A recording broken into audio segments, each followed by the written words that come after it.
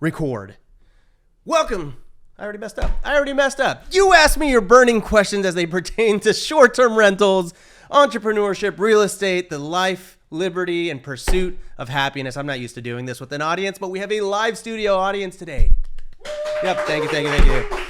So let's get into it. First question, whatever happened to your tiny home village? Well, it's funny that you asked that, Carl. Actually, I don't know if that's your name, but what had happened was we permitted it. We could actually break ground on it today, but the reason we didn't actually fully execute it was because we moved out of Tennessee.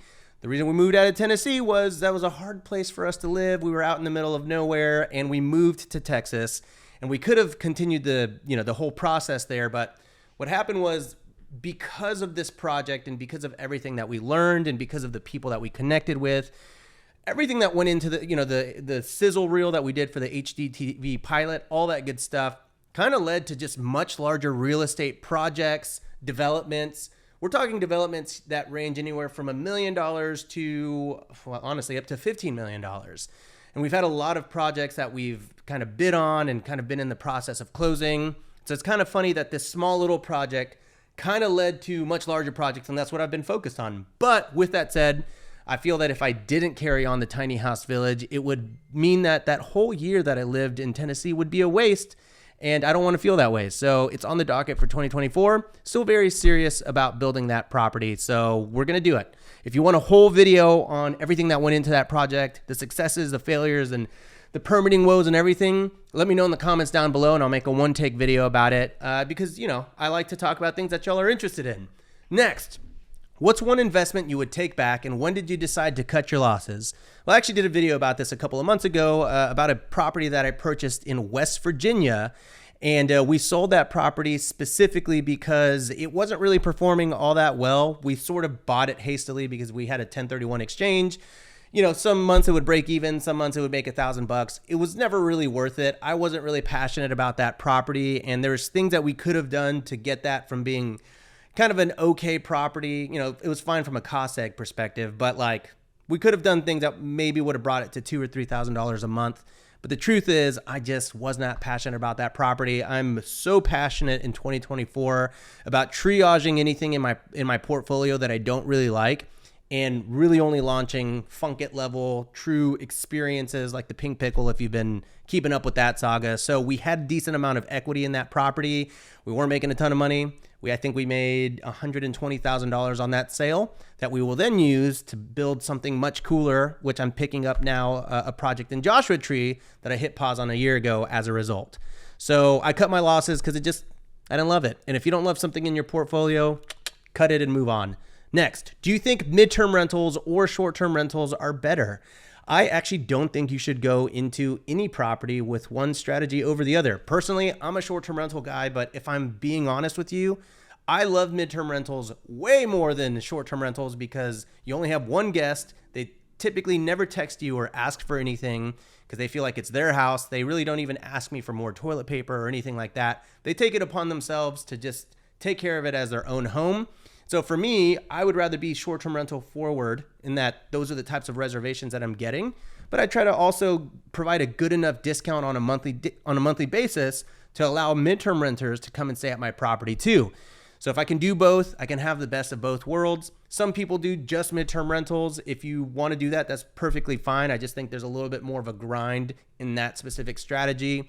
If you're going out and marketing to hospitals and staffing agencies and construction companies and all that stuff, it's very profitable, very low maintenance, but there's a grind to actually get that clientele and book of business built up.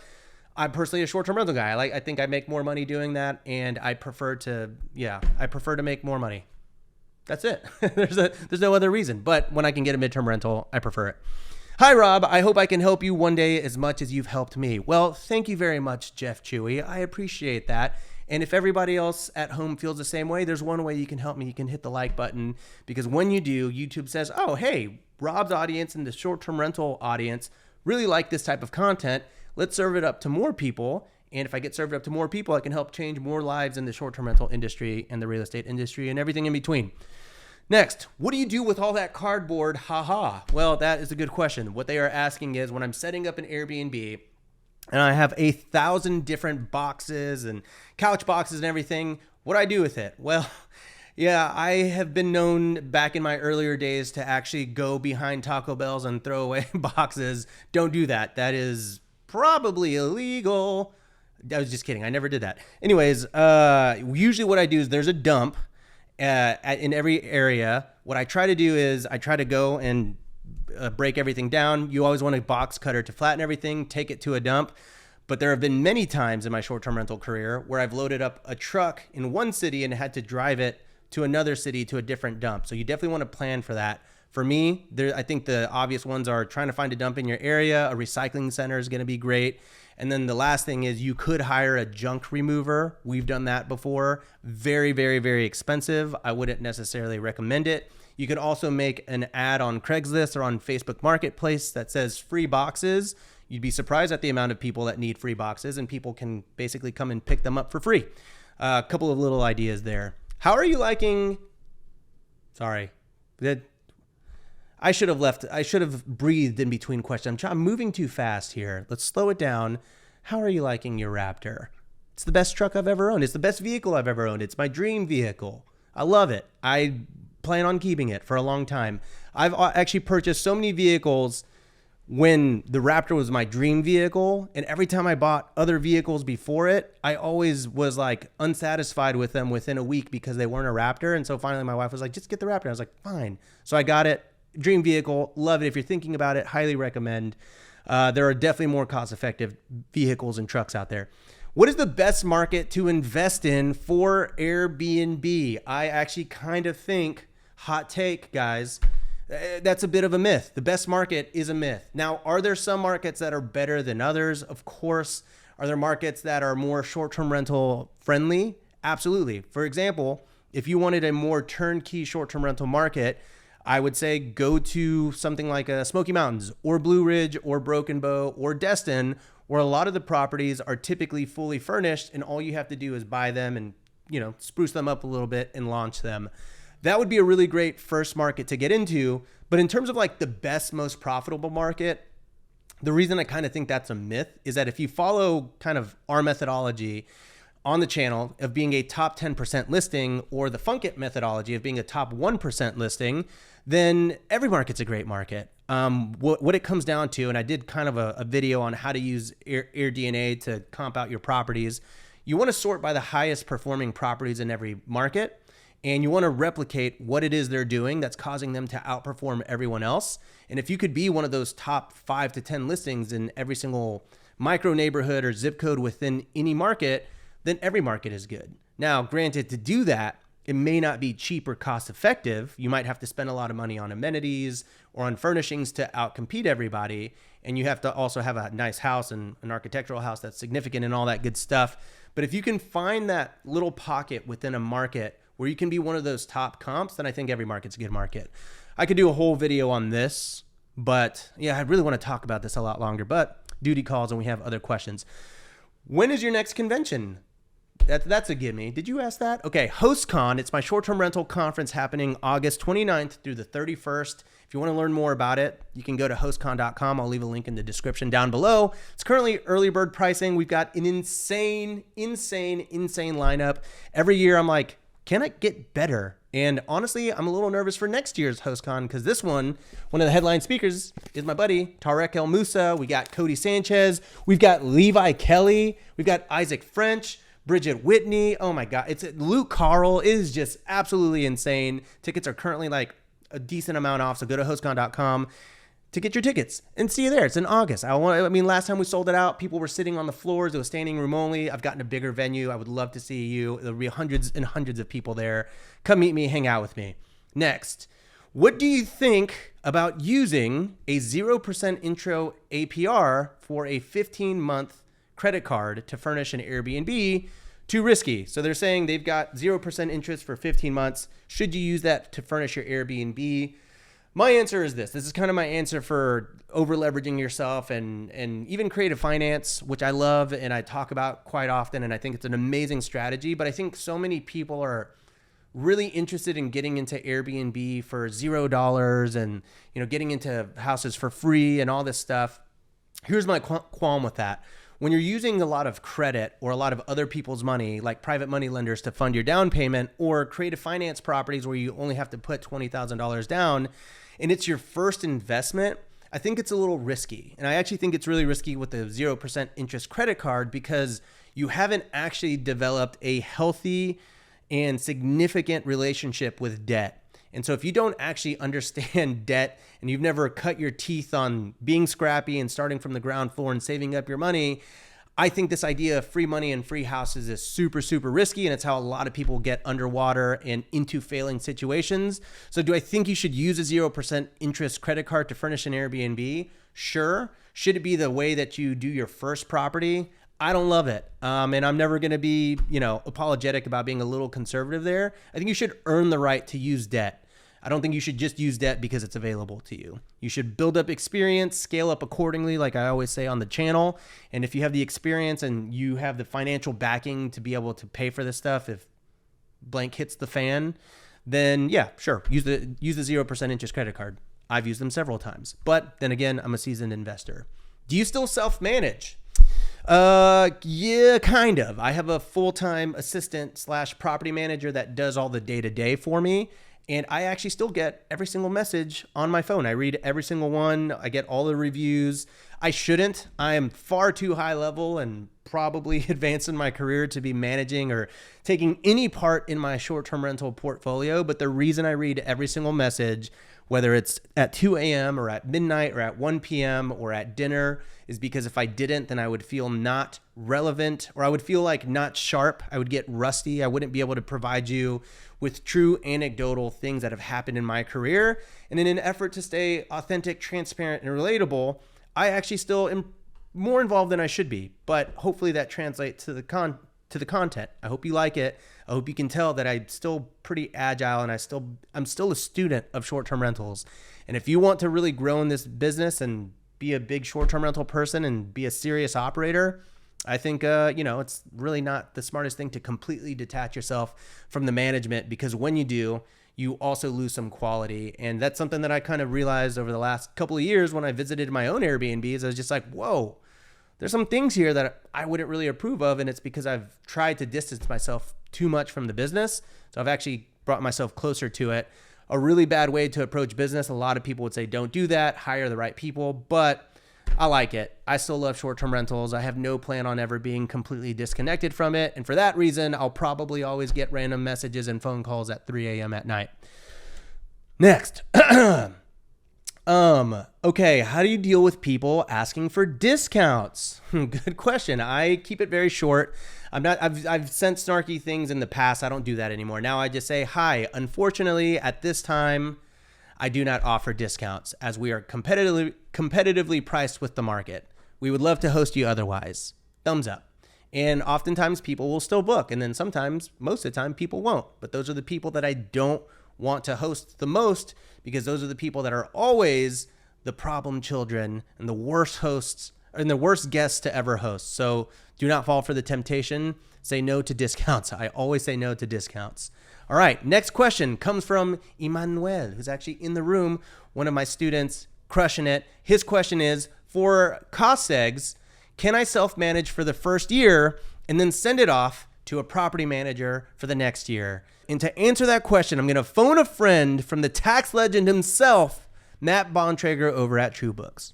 Can someone cost seg their property and self-manage it for the first year and then send it off to a property manager for the next year? 100% out. Let's go, really? There's no case law that says otherwise. So it's like you could buy a property, close on December 10th, get the minimal rental days, cost seg it, fall in, right? If it's short term, less than 7 days. If it's long term, it's available for rent, cost seg it, flip it to long term or keep it the same, but then add a property management or manager to it January, you're good to go. All right, guys, this is Matt Bontrager, brought to you by TrueBooks. Not really, but I appreciate you, pal. Hell yeah, love you. Bye. I'll be in Austin in a month. I'll call you. Okay, call you, buddy. Love you. See ya. Love you, bye. All right, there you have it. See, I'm glad when my CPA answers my questions, because then you can sue him, not me. Okay, TrueBooks is awesome. If you want to book a call with them, love those guys. I'll leave a link in the description down below. You're welcome, Matt. He provided value. I'm providing value back to him. Next, Relevant question to what was just asked. Someone said, whatever happened with the cost segregation company you announced a couple years ago? Are you still running it? Yes, I am. strcostseg.com. We are the best. We offer audit protection. We are actually incredibly affordable. People tell me they pay like $2,000, $3,000, $4,000 for the cost segregation reports.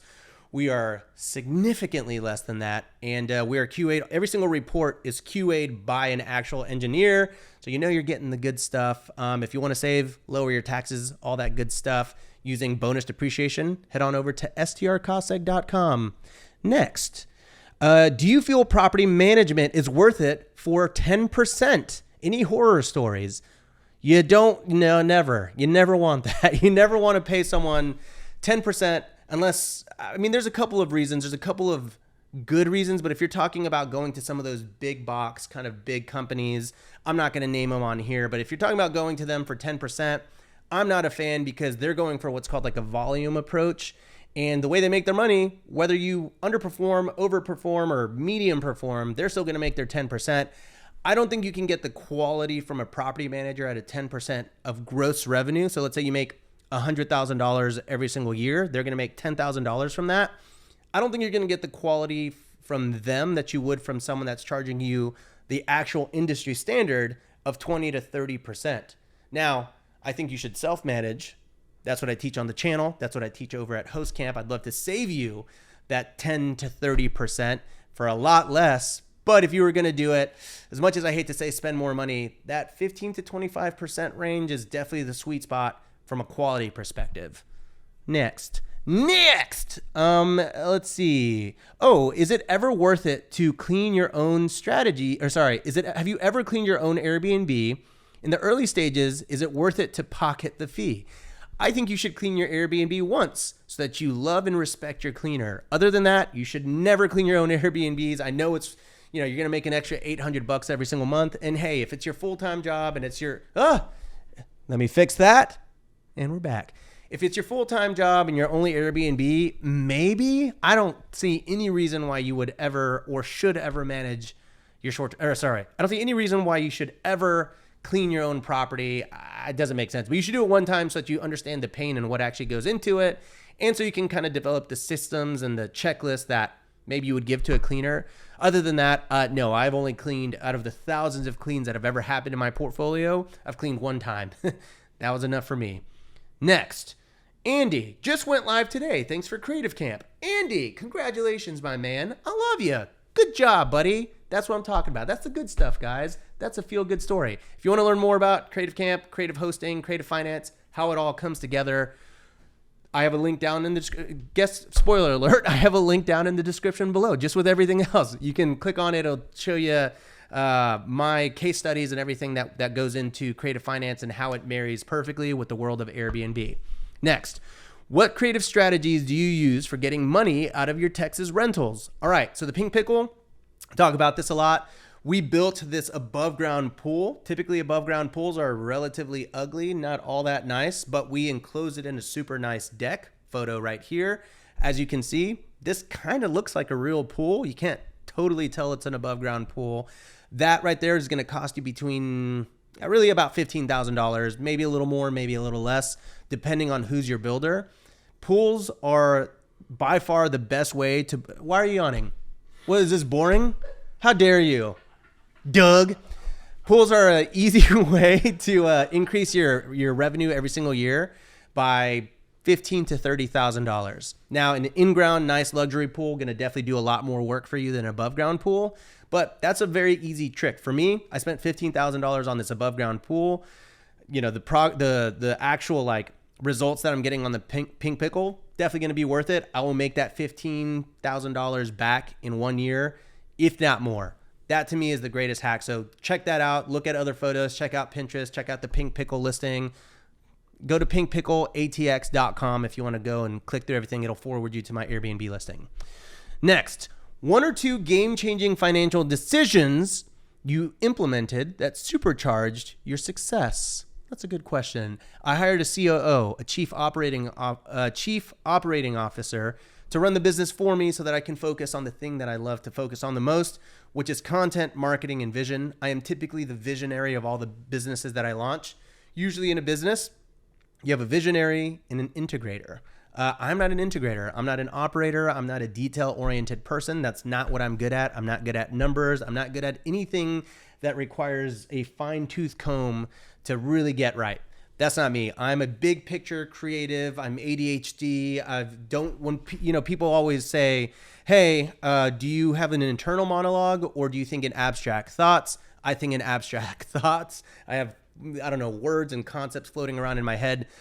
All to say, I'm not a detail guy. So when I hired a COO for my business, shout out Jen for Host Camp and a COO for my real estate business, I really felt like I could focus on the thing that I love the most, which is just making and creating. And that's really the core of all of my businesses. And last question, with all of the knowledge and experience that you have today, what would be something that you tell your previous self when you first started building all of your businesses? That's a really great question. I wish I had all right, here's what it is. I would sit myself down and I would say this. I don't have anything. I actually wouldn't tell myself anything. I would never want to influence anything that would cause me to not be sitting in this chair right now. I think I learned everything the hard way. I think I made a ton of mistakes. I still make them. I still make failures. But at the end of the day, what I believe in every single one of my businesses and anything in my career is that every mistake will make me $1 million. And I'm super happy to make mistakes and I'm super happy to fail because they make me better. So sorry, bit of a disappointing answer there, but I'm happy with being a failure sometimes. And you should be too. So thanks for watching, everybody. Don't forget to like, subscribe. Hopefully you found some value on this. Drop a comment. And again, go to hostcon.com to snag early bird tickets.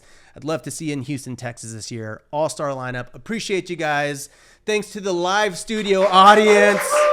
Wow, you guys, it really sounds like there's a lot of them in here. It's just 3 guys, but appreciate you guys. Catch you guys on the next episode of Robuilt. See ya.